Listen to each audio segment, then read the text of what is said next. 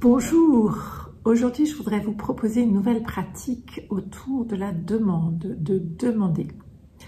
Je ne vais pas vous faire une vidéo de formation à la communication non violente sur la demande. Vous trouvez plein de choses sur la demande, soit dans les formations CNV, soit dans les livres sur la communication non violente.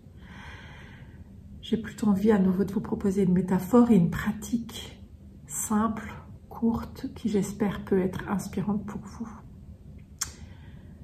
Alors, quand on parle de demande, on parle d'abord d'un besoin. Et je vous invite à choisir un besoin, c'est-à-dire une aspiration, un désir profond, un besoin fondamental, quelque chose qui serait vraiment important pour vous, qui est, voilà, par exemple, vous pouvez avoir besoin de sens, besoin d'équilibre entre le donner et recevoir, besoin de contribuer, besoin d'amour, besoin de tranquillité, de paix, etc., etc. Donc vous en choisissez un. Et je vais vous inviter d'abord, première étape, à considérer ce besoin. Là, j'ai représenté une plante verte, voilà ma plante, comme le besoin dont je voudrais m'occuper. Alors voilà, ce besoin il est en partie pris en compte. Je suis en vie, donc ce besoin il est en partie pris en compte. Et puis en partie, pas tout à fait. Voilà, il y a des feuilles qui manquent, il y a des feuilles qui sont en train de jaunir. Voilà, mon besoin est dans cet état-là. Mais avant de chercher à faire des demandes, je vais déjà prendre le temps d'honorer mon besoin. Vous pouvez le symboliser si vous avez une fleur, une plante, un objet précieux, un vase, quelque chose qui pourrait symboliser le précieux de votre besoin, un paquet cadeau que vous vous faites. Voilà, je prends le temps d'honorer mon besoin. Je prends le temps déjà de le choisir, de le nommer et de l'honorer, de reconnaître qu'il est précieux pour moi en ce moment dans ma vie. Qu'il soit satisfait ou insatisfait, quel que soit son état.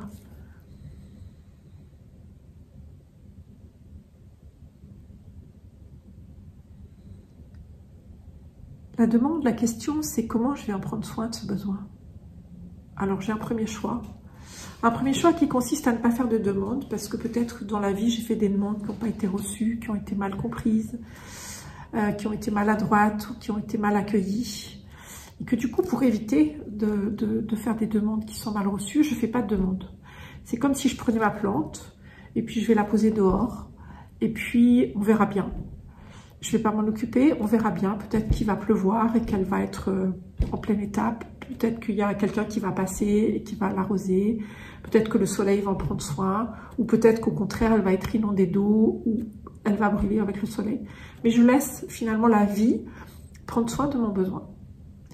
Alors, parfois j'ai des jolies surprises. Parfois j'ai mis de côté un besoin dans ma vie. Et puis il se trouve que l'univers en a pris soin. Et c'est voilà, c'est magnifique et je vous invite à le savourer quand ça arrive. Et puis parfois, en fait, ça me joue des tours parce qu'en fait, c'est comme si je laisse ma vie au gré de ce qui arrivera dans ma vie, de mon environnement, des autres, des circonstances. Un deuxième choix, c'est de confier mon besoin aux autres et de confier la demande, mais en même temps le besoin. C'est-à-dire, je fais une demande, je me mets complètement en dépendance de l'autre. C'est-à-dire, voilà, je te demande ça, est-ce que tu peux t'occuper de ta plante, puis la plante, je te la laisse. Et si tu en prends soin, ça va être magnifique. Et si tu en prends pas soin, ça va être tragique pour moi. Et puis, je te laisse même le pouvoir de juger mon besoin ou de juger ma demande. Si tu dis non, je vais me dire que en fait c'est ma demande ou mon besoin qui vaut rien. Et donc en fait je te donne tout pouvoir. Je donne tout pouvoir à l'autre de s'occuper de ma demande, de s'occuper de mon besoin. Peut-être vous pouvez reconnaître des moments où vous êtes dans ce deuxième choix. Le troisième choix vous invite à voir peut-être que vous avez des peurs en lien avec votre demande, des freins. Et je trouve que ça peut être précieux pour vous de voir, parce que je ne peux pas faire toutes les métaphores qui correspondraient à chacun, mais ça peut être précieux de voir, voilà, votre métaphore à vous, votre frein à vous, à demander. Il consisterait à faire quoi de cette plante, de ce besoin qui est si important pour vous? Est-ce que vous le mettez dehors? Est-ce que vous le confiez à d'autres? Est-ce que vous cherchez à nourrir ce besoin au seul endroit dans le monde où c'est impossible? Ou vous confiez ce besoin à la seule personne qui n'a pas les compétences pour s'en occuper? Voilà, peut-être essayer de voir quelle est la métaphore qui correspondrait le plus à votre frein le plus important que vous avez repéré. Et puis le quatrième choix que je vous invite à regarder, c'est le choix de l'interdépendance, c'est-à-dire le choix de voir que ce besoin, il est précieux et que l'engagement que je prends avec moi, c'est de m'en occuper. Et je vais m'en occuper en faisant des demandes. Ça peut être des demandes à moi, des demandes à d'autres. Qui sont les personnes sur cette planète qui ont l'énergie, qui ont l'élan, qui ont le temps de prendre soin, de contribuer à mon besoin. Et de façon réaliste et réalisable. Peut-être que c'est moi qui peux me faire des demandes à moi-même de prendre un temps pour prendre soin de mon besoin.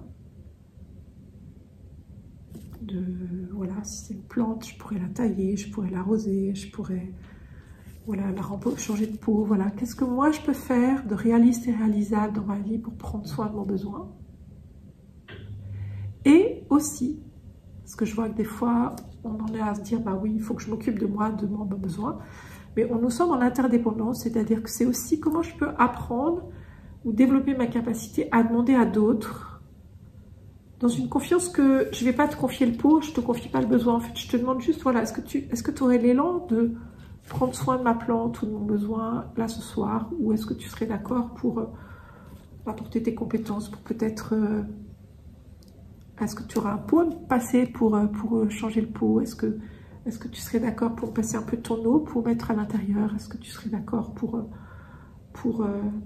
m'aider à la soigner?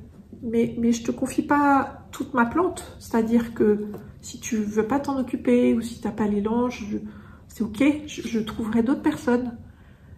Si tu n'as pas envie de le faire ou si tu le fais par obligation, j'aimerais vraiment que tu saches que non, j'ai d'autres ressources. Ce serait peut-être ma préférence que ce soit toi, parce que je me racontais que tu étais disponible, que tu avais les compétences, que voilà. Mais je peux entendre que ce sera d'autres personnes.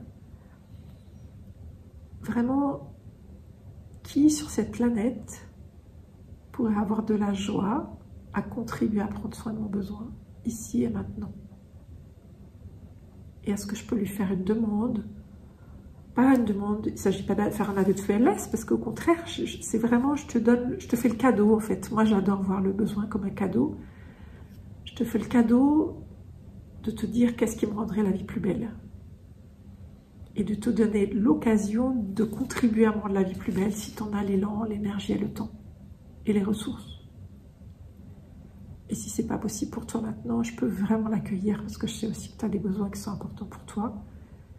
Et je sais que ma vie ne dépend pas de ta réponse, mon besoin ne dépend pas de ta réponse. Ça me rendrait la vie plus belle, mais j'ai d'autres façons de faire.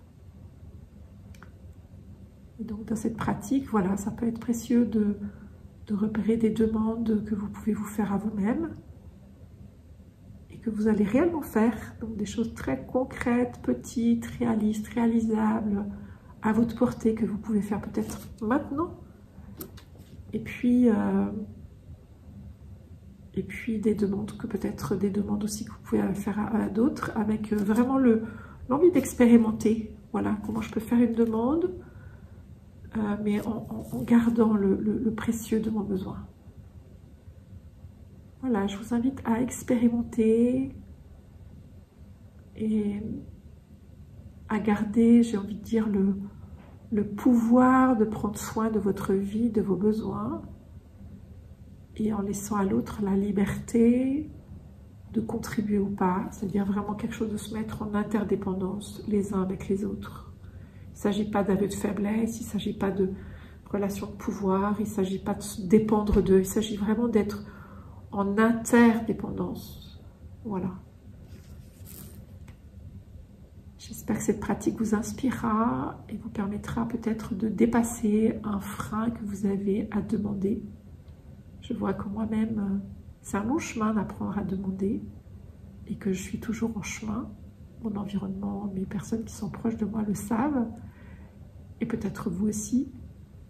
Donc je vous souhaite voilà, d'expérimenter pour vous et je serai ravie. Ma demande, ça va être que vous mettiez des commentaires de ce qui vous a, comment cette pratique vous a inspiré, qu'est-ce que vous en avez appris, qu'est-ce qui vous a touché et éventuellement de partager ces pratiques à d'autres. À bientôt. Bonne journée.